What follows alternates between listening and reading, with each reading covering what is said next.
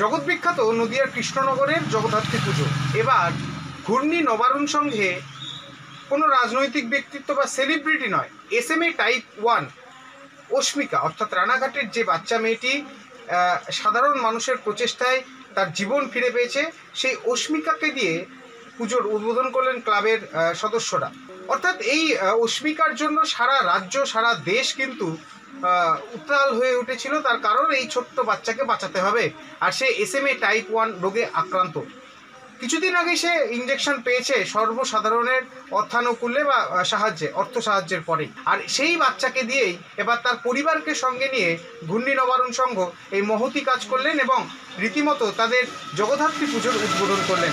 আর এই অস্মিকাকে দেখতে 8 থেকে 80 সকলেই উপস্থিত ছিলেন এদিনের এই অনুষ্ঠানে। যদিও এই অনুষ্ঠান কোনো অংশেই মনে হচ্ছিল না বড় কোনো সেলিব্রিটিকে ছাড়া করা হচ্ছে, তার কারণ ছোট্ট অস্মিকা এখন রীতিমতো সমাজের একটা আইকন হয়ে উঠেছে, এমনটাই মনে করছে এলাকার মানুষ।